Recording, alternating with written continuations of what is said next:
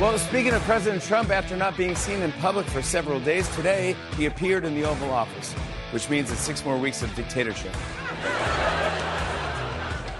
As a little Punxsutawney Phil reference there, it's a Groundhog Day thing, and it's the dictatorship.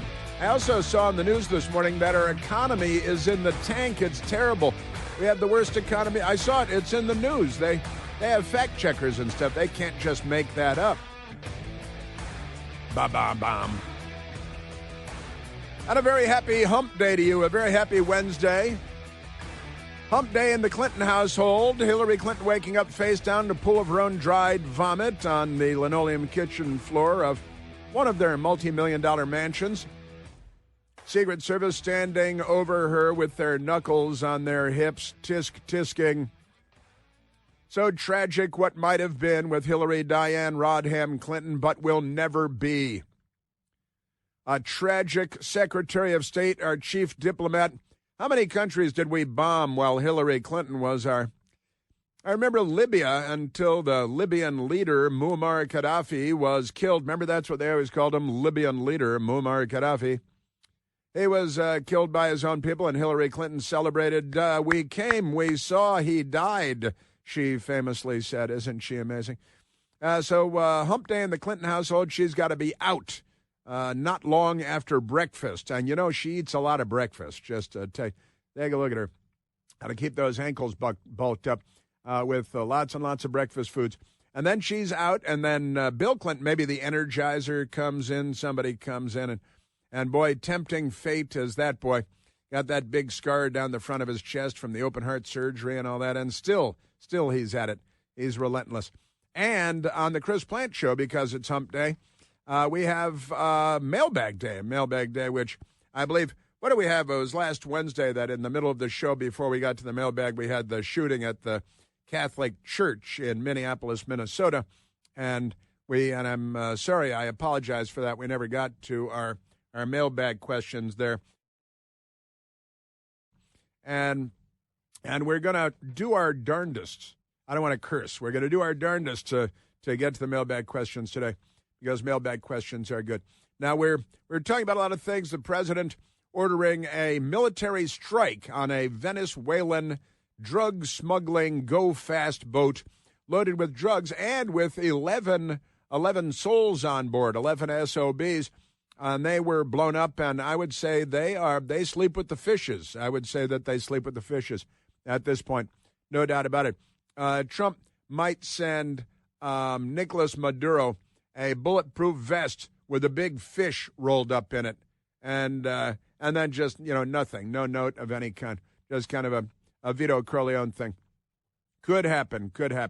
But I've got to say, we were just talking a couple of minutes ago about the craziness that goes on in the world, I suppose.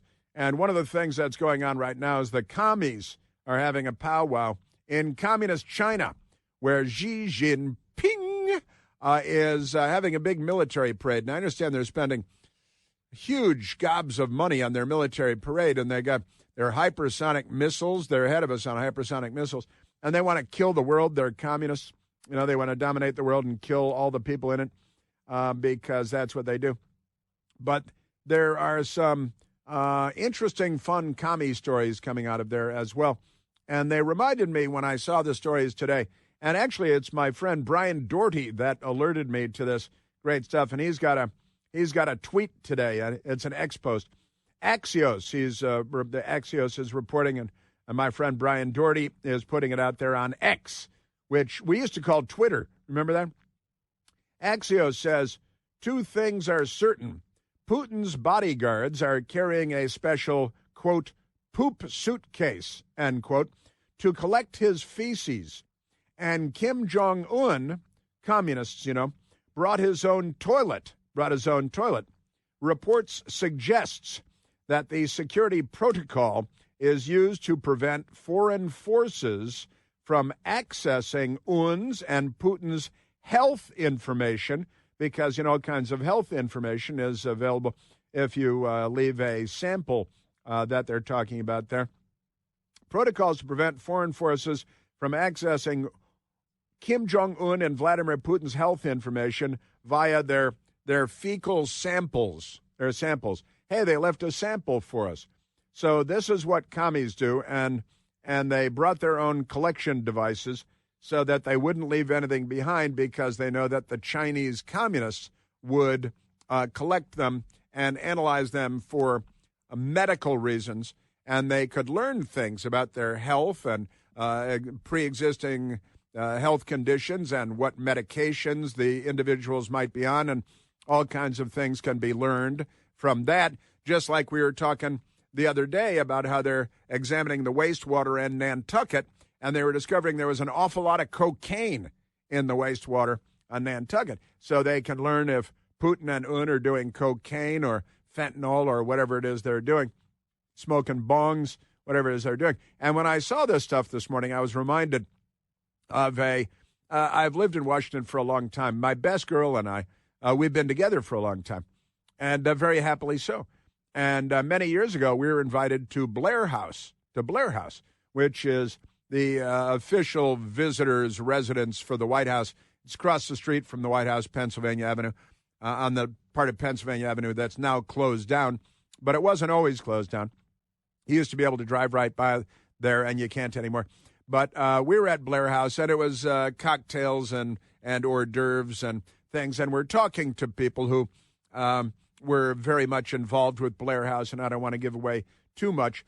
But not long before we were there for a cocktail hour, the Russian president, Boris Yeltsin, had been visiting the United States, and he stayed at Blair House. And there are all kinds of great stories we were learning, like they ask, like you're staying at a nice hotel, they ask when the visitor is coming, what would you like in your room? And Boris Yeltsin said, a huge bottle of vodka. That, his people said a huge bottle. And he wanted some other stuff, too, crackers and a little this. But a huge bottle of vodka. And he's staying there, and the first night he's there, he polished off that bottle of vodka in no time at all before going to dinner, asked for a second bottle of vodka, got the second bottle of vodka. And then he went to dinner, and he came back and drank at dinner, came back and polished off the second bottle of vodka and asked for a third bottle of vodka to be delivered to his room on his first night there. And he polished off the third bottle of vodka before going to sleep. Talking about, not airplane bottles of vodka. We're talking about full-sized fifth or quart bottles of vodka. And he polished them off. And we're hearing about this from the people at Blair House and how he's hammered and stuff. And then the story didn't get out for a little while, but we heard about this, too, because it had been a while since Yeltsin was there. But Boris Yeltsin, here's the headline from 2009 in Politico, the left-wing Politico. Yeltsin drunk, in his underwear, hailing a cab. In his underwear, hailing a cab, right? So and Politico told the story that Yeltsin eluded security forces again, climbed down the back stairs, Blair House basement, went to the basement, and a building guard took you, because they have guards, it's a secure building and stuff, and they took Yeltsin, and he's like, well, he's the president of Russia. I can't just push him around and tell him where he's going and stuff. But Yeltsin eluded security, and when he climbed down the back stairs, Blair House basement, building guard took Yeltsin for a drunken intruder until Russian and U.S. agents arrived on the scene and rescued him. But Boris Yeltsin's late-night drinking visit to Washington, D.C. In 1995, Bill Clinton was in the White House, and they yucked it up together, nearly created an international incident. The Russian president was staying at Blair House, government guest quarters. That night, Clinton told branch Secret Service agents found the Russian president at the time, Boris Yeltsin, clad only in his underwear, standing alone on Pennsylvania Avenue, trying to hail a cab because he wanted a pizza. He told them, with his words slurring. He's standing in front of Blair House on Pennsylvania Avenue, where there's traffic going back and forth, and he's trying in his underwear, and he's not a svelte individual, and he's trying to hail a cab, and he explained that he wanted to go out and get a pizza. Now, the reason I tell these stories is because we learned that night at Blair House that I just talked about what the communists were doing in China, bringing their own toilet and bringing their own suitcase for the thing. And I learned that night that we at Blair House were collecting Boris Yeltsin's deposits, his droppings and bringing them to, the government would analyze Boris Yeltsin's fecal contamination to learn from that what your doctor could learn from, what any doctor could learn when analyzed. But it goes to the more fun story of Boris Yeltsin being Boris Yeltsin. And Reddit has a headline, too. President Boris Yeltsin was found drunk and in his underwear outside the White House. It's actually Blair House in 1994. Security was so lax in that era that important people wandered around unattended and unwatched. How did he reach the street? Begin looking for a taxi cab to go get a pizza because he was Boris Yeltsin. That's good stuff. And all of that came up in my mind because my best girl and I had a great night great evening at Blair House. We didn't spend the night. We didn't stay overnight. We left and went home, but just a couple miles from there to go home. But that's not important. It's a fun Yeltsin story, and what I learned was we collected his contamination, and the U.S. government did. And that in China, you look at what's going on in China, and they're controlling their droppings because the commies know, and it's not just them that do that sort of thing. So that's what I do. Now, there's a lot to talk about having to do with Chicago and President Trump and the National Guard and increased law enforcement. And I have an update for you out of Washington, D.C. as well, which is pretty interesting because the Democrats are pro-crime and anti-police. They want more murder. And I want to talk about this a bit because something just happened this morning, and the mayor's office in Washington, D.C., Mayor Muriel Bowser, put out a statement. A recent federal surge in D.C. prompted city leaders in Washington, D.C. to see the light, ? Because Mayor Muriel Bowser has reached a deal with the police union and the city council, at least the leaders of the city council in Washington, D.C., to give officers in Washington, D.C., and this is, you're going to be hearing about this for the first time right now, a lot of Metropolitan Police officers. The D.C. government is now giving D.C. police officers a 13% pay increase starting on October 1st. So it's less than a month from now. Money's been accounted for in the city's budget already. City Council expected to approve it in emergency legislation in the next 2 weeks so that the D.C. Police Department now getting a 13% increase. They've been defunding the police and attacking the police. They're against the police. And also, the mayor of D.C. has announced that she will be working with federal law enforcement agencies to fight crime. So she's in big trouble with the Democrat Party now, no doubt about it. Let's grab a phone call, Michael. Let's go to George calling from Chicago, Illinois, listening on the great WLS. George, you're on the Chris Plante Show. Thanks for taking my call. I just wanted to ask you, you were from Chicago, right? Before in the past, I think you said. Yes, sir. Lived here or in the area? Okay. Yeah, I grew up mostly on the North Shore, yeah. Got it. Well, I live in the South Side and not the greatest area, so I've seen this firsthand, everything that's happening. Uh-huh. I agree on Trump bringing in the National Guard or the military, but in my opinion, this will only work if they're sent to these locations, not Navy Pier, not River North, not the Gold Coast.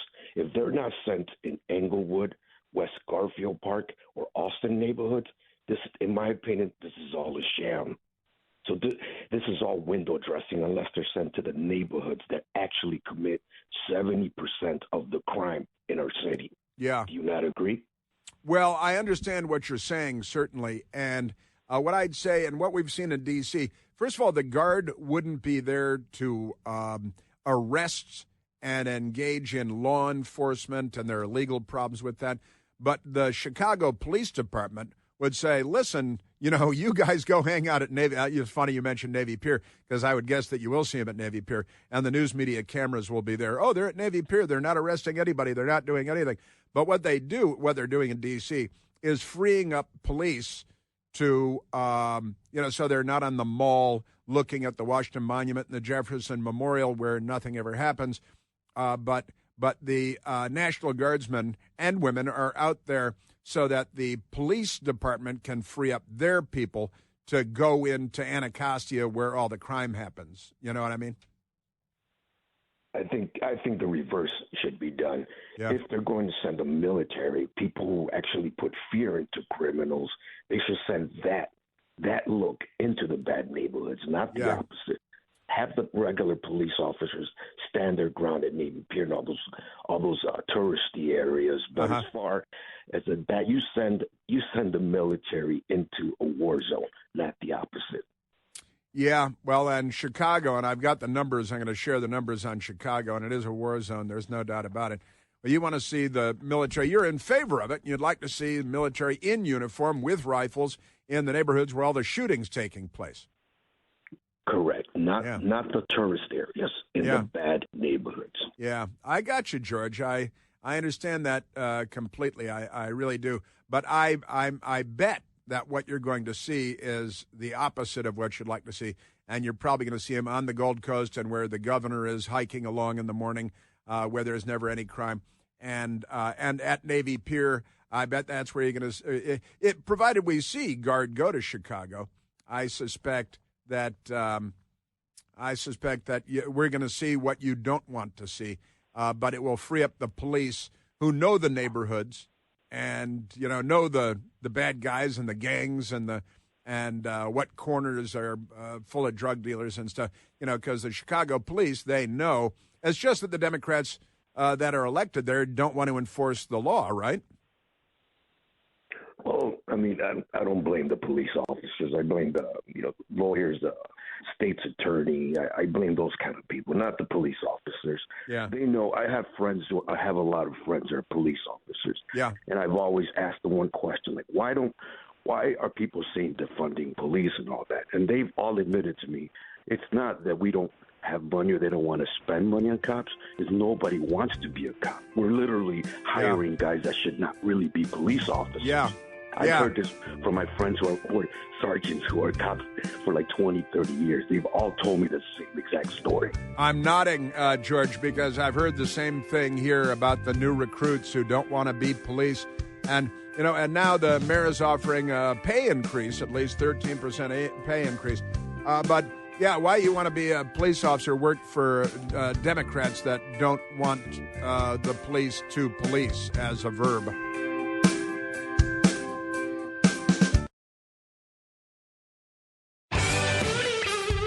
All right, I've got President Trump. We just had George calling from Chicago, from the south side of Chicago. President Trump talked about sending the Guard, forces to Chicago. That's coming up. The Democrats are very angry about this.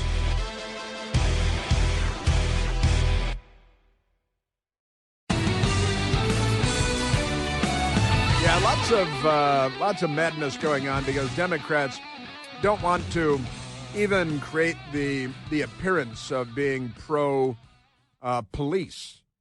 That's bad for a Democrat. Now, the Washington Post got into a little bit of hot water with the mayor of Washington, D.C., Mayor Muriel Bowser, a Democrat.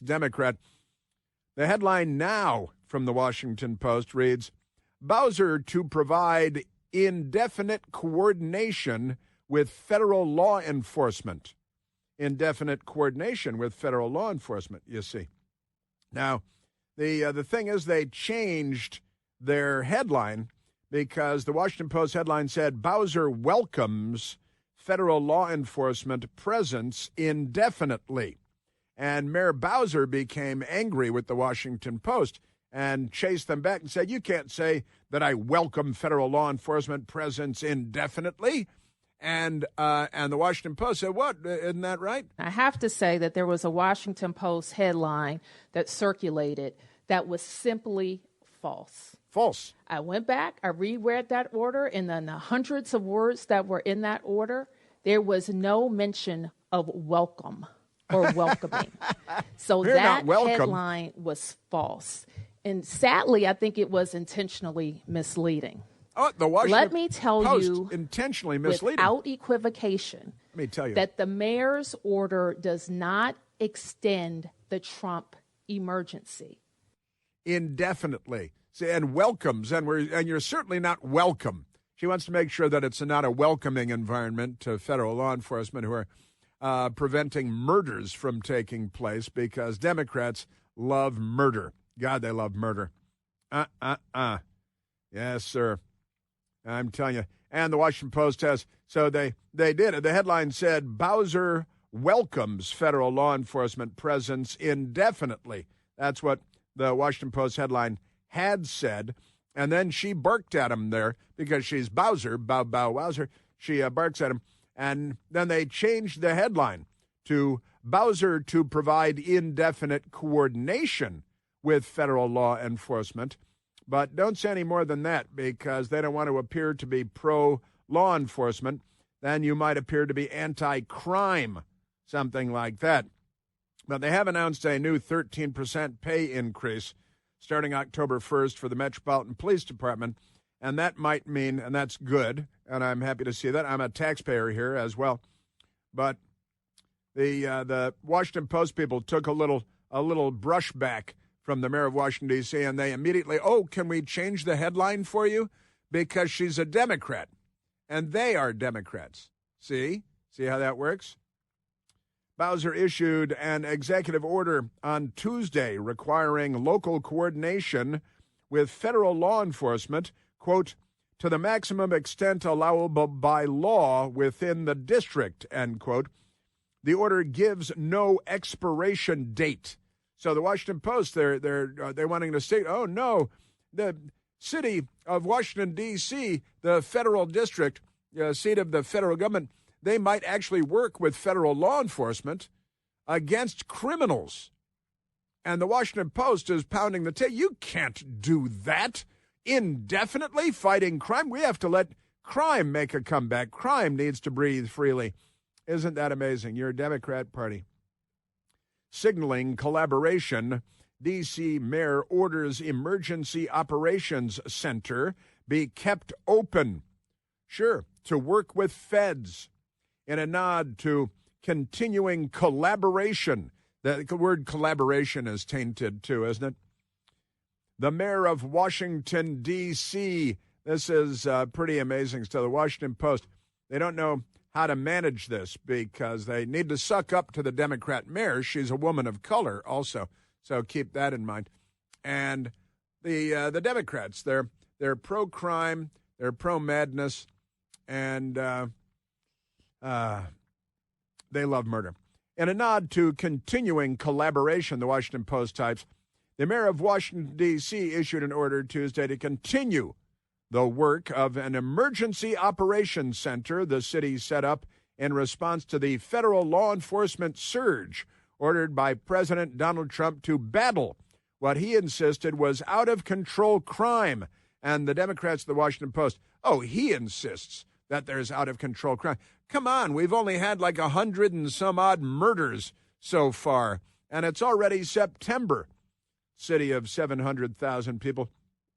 The order from Mayor Muriel Bowser, who is walking a tightrope between portions of her constituency, that is the criminals, and her relationship with Trump's White House, allows the center to continue managing the city's response and coordinate communications with federal law enforcement. Wait a minute, communications with federal law enforcement in Washington, D.C., our own national capital? You can't have that.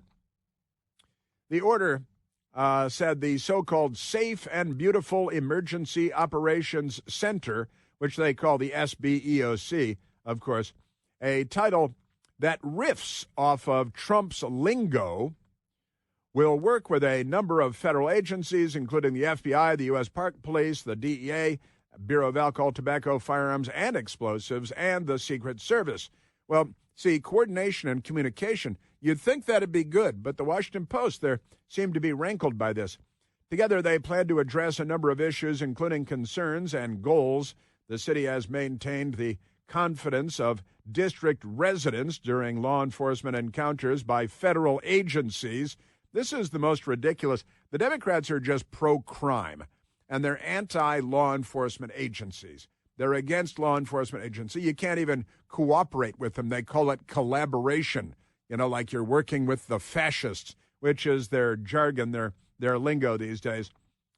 Bowser's order lays out in detail the federal law enforcement entities she anticipates working with going forward, with no indication of an end date.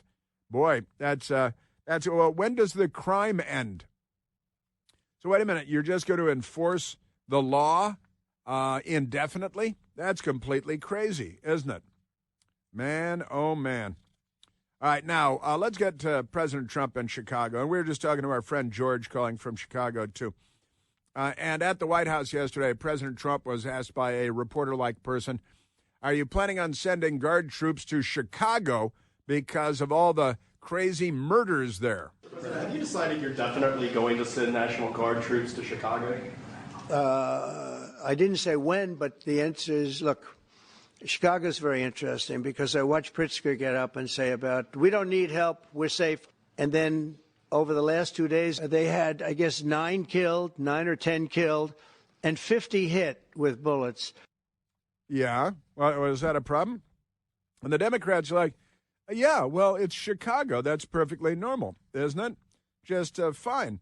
And the reporter being somewhat insistent, good. Well, what does that mean? Does that mean, we're sending Guard troops to Chicago, even though the Democrat mayor of Chicago doesn't want it, the Democrat governor of Illinois doesn't want it? Make your mind up on Chicago, though?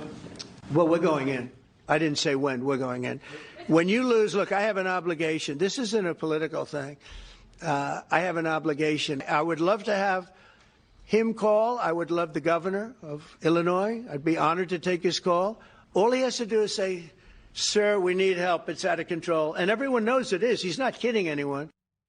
And everyone knows it is. He's not kidding. Sir, all you have to do is say it's that. But he's not saying that because he is as his code name is Full Load, and also known as Circumference at the Bugs Bunny Knights of the Round Table gathering.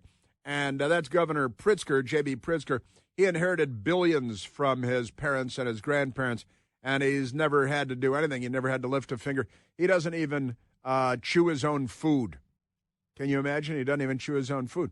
Other people chew his food for him, and then he just and here he's like, hey, Full Load. You going to talk to the president about fighting crime in Chicago? No, I will not call the president asking him to send troops to Chicago. I've made that clear already. He's made that clear. I know this has been an unsettling and difficult 10 days for the people of Chicago unsettling and difficult. I refuse to play a reality game show with Donald Trump again. Again, you already did that once. Were you on the what was his show? The Apprentice. Yeah, I was going to say The Bachelor. It wasn't The Bachelor. I never watched those. It's been an unsettling and difficult time for Chicago because there's talk about fighting crime, and that is apparently unsettling for the digestive tract of J.B. Pritzker. Isn't that amazing? And I said, look, I'll shake down the federal government for billions of dollars in cash, which I'll then distribute to my Democrat friends. What I want are the federal dollars that have been promised to Illinois and Chicago for violence prevention programs that have proven to work. That is money that Illinois taxpayers send to the federal government, and it's an insult to any and every citizen to suggest that any governor should have to beg the president of any political party for resources owed their people. It's owed. What did Biden give you? And there are no reporters there to actually ask actual questions, intelligent questions. And now, wait a minute. And he also said that he wants, more money. He's like, hey, people in Illinois pay money into the federal coffers. We want that back. That's not how that works. You don't get every dollar back that Illinois residents pay into the federal coffers. Those dollars go to the federal government, and the state taxes go to the state government. You're the governor, you see. He doesn't understand how it works. Here's Big Boy Pritzker. I'm aware that the President of the United States likes to go on television and beg me to call and ask him for troops. What? I find this extraordinarily strange, as Chicago does not want troops on our streets. We don't want to fight crime. There's no fighting crime. You can't be taking on criminals. Are you kidding me? Now, let me just share with you a couple of crazy items here, because the Wire Points put together the various city police, the CompStat reports and media articles. They collect the murder stats for cities around the United States, and this organization, Wire Points. Chicago in 2024 had 573 murders. 573 murders. And they ranked number one among U.S. cities in an area where you don't want to rank number one. And that's the number of murders, 573 murders. New York City, a much larger population, had 377 murders in 2024. That's last year. Houston had 322. Philadelphia had 269. Los Angeles, 259. Memphis, terrible, 235. Detroit, 203. Baltimore, 201. Washington, D.C., 187 murders last year. Chicago had 573 murders last year. Okay? That's crazy. That's just raw numbers on the homicides. And in Chicago, they have a terrible rate, 21.5 murders per 100,000 people. All right? 21.5 murders per 100,000 people. And that is horrible when New York, all right, again, Chicago, 21.5 murders per 100,000. New York, 4.6. 4.6 murders per 100,000. Los Angeles, 6.8 murders per 100,000 people. Chicago, 21.5. That's completely crazy, right? But it's okay with the Democrats. They're fighting to maintain the status quo.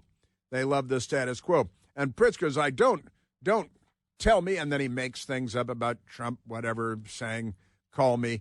It's true. Trump has offered to provide assistance, and the Democrats angrily denounce any offer of assistance, but he tries to shake down the federal government for cash, like, the street pimp that he apparently is. And he's got billions and billions. Now, NBC Channel 5 in Chicago, they have a reporter named Marianne Ahern.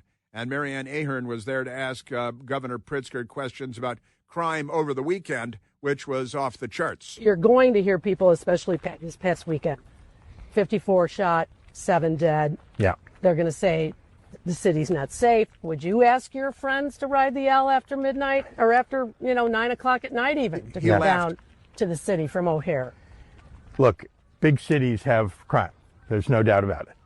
But let's just pay attention to what President Trump is doing targeting Chicago. He's overlooking red states that have much higher crime rates. Right.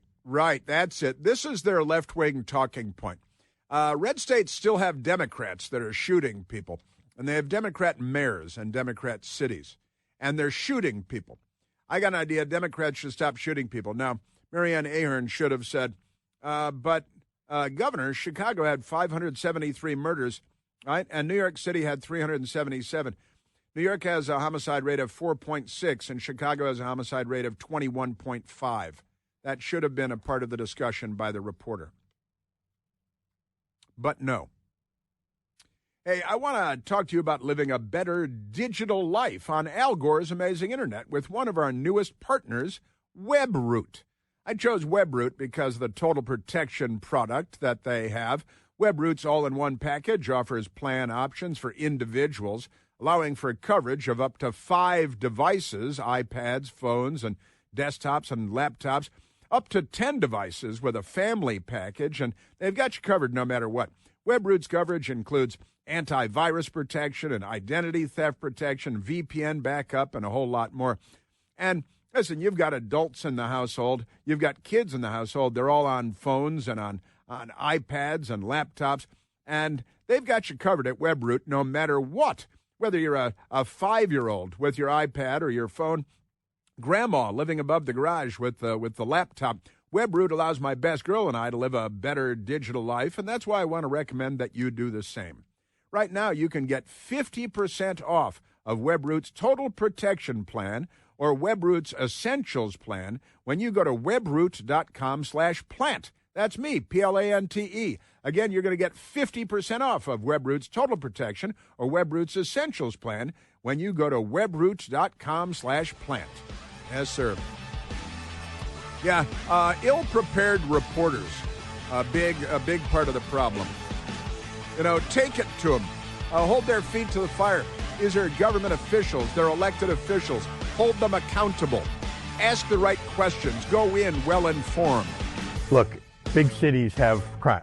There's no doubt about it.